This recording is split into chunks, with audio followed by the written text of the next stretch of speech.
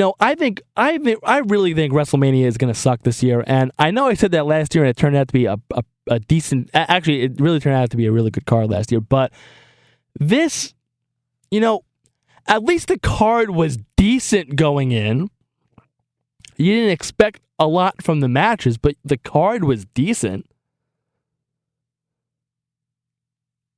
This WrestleMania, folks, I am not excited for this at all. And it could be the worst WrestleMania ever. And one of the biggest obstacles for WrestleMania 32 to overcome is the simple fact, folks, that the last two have been fantastic. From top to bottom, you had an awesome card at WrestleMania 30. And it could go down, it could be remembered as one of the greatest in the history of the event. And, it was highlighted by Daniel Bryan's rise to the top and him being in 2 matches and winning the world title. And last year at 31, it wasn't as strong as a show overall as 30, but it provided us with one of the most memorable and dramatic WrestleMania moments of all time in Seth Rollins cashing in during the main event. That booking decision alone saved the show.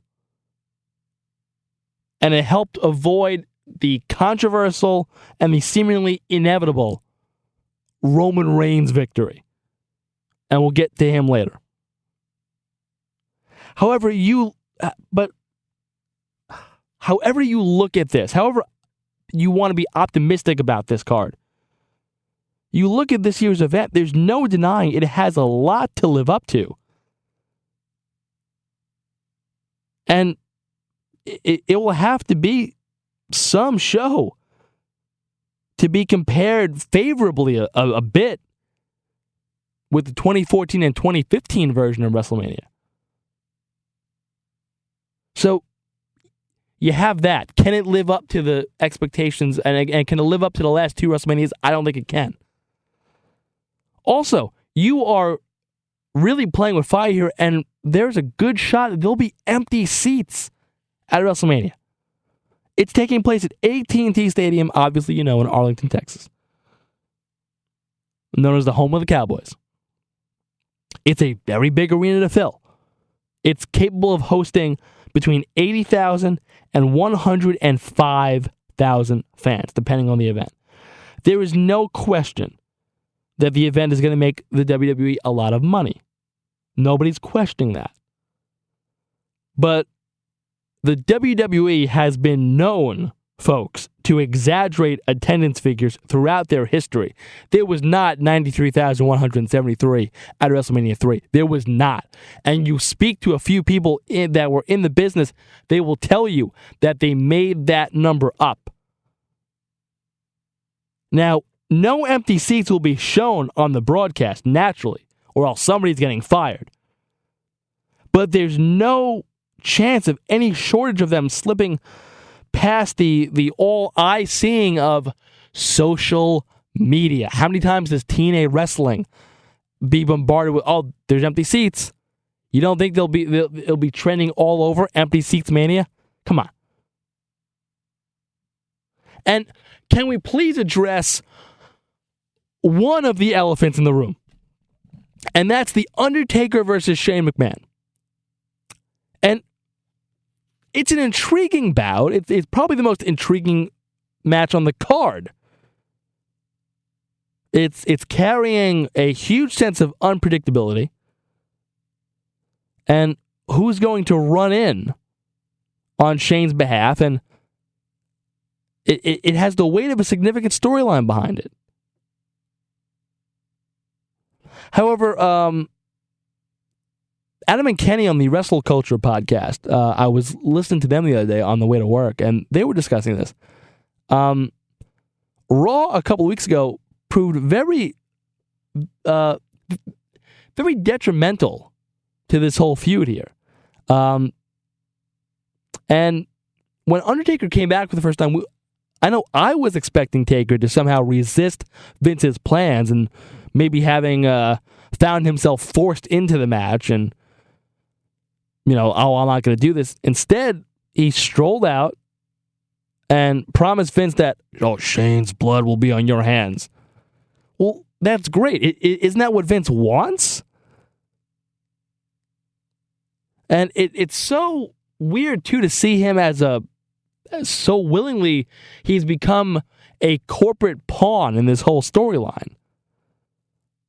Especially when he's been a babyface for the longest time now. And the stipulation that Vince put in that, if Taker doesn't win, he'll be gone. Well, can't Shane just reinstate him anyway if Shane wins? That makes no sense. And listen, nobody's expecting this match, nor should they expect this match to be a classic. But I'm expecting at least it to be dramatic and entertaining.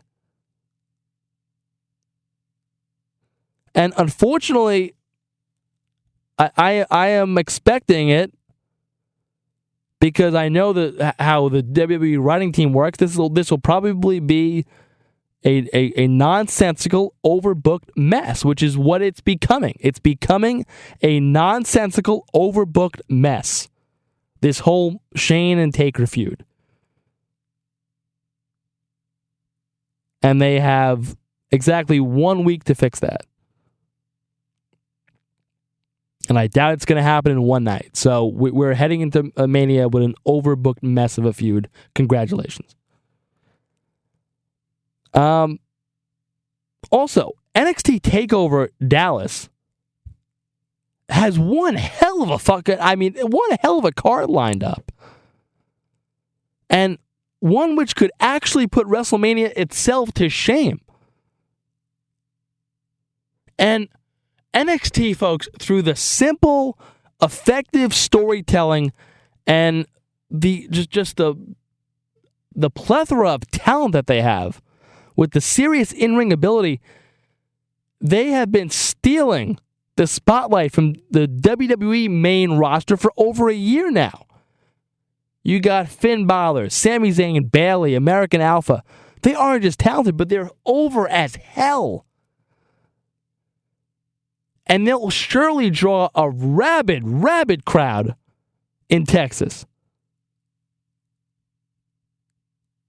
And they got debuts coming up that night. I mean, it looks to be an outstanding card.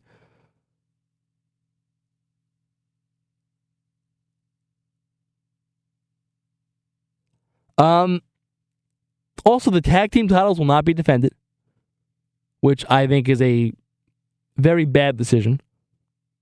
It's devaluing the tag team championship. There's no title match to me that stands out. I mean, you have Kalisto and Ryback. Ryback does not belong in the ring with Kalisto. He'll run circles around him.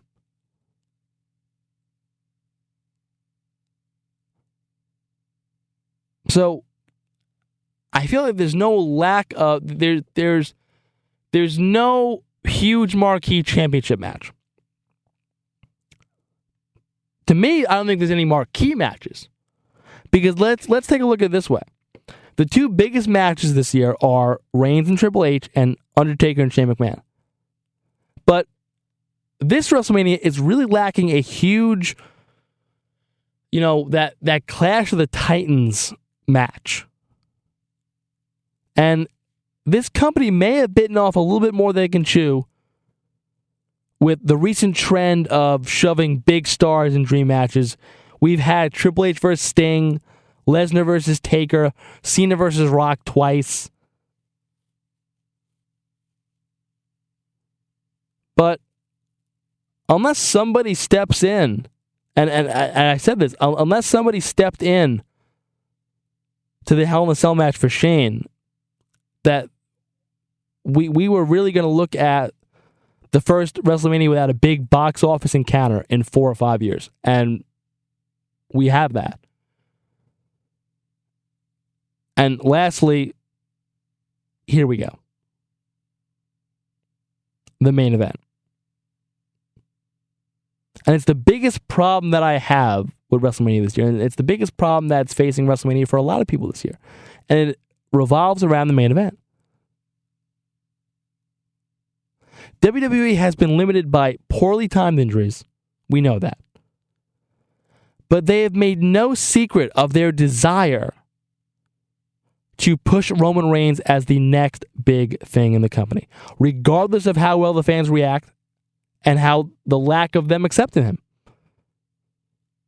And we all know that WrestleMania draws more of a smarky crowd than usual because you have the diehard fans travel from all over the world to be there. So imagine the reaction of Roman Reigns if he does indeed go over clean in the main event. It would dwarf the response that he got at the Rumble in 2015.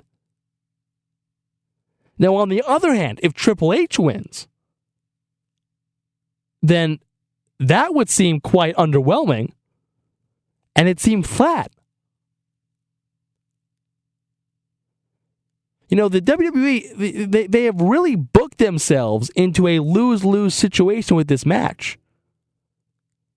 They pulled it out of the bag last year in a similar scenario.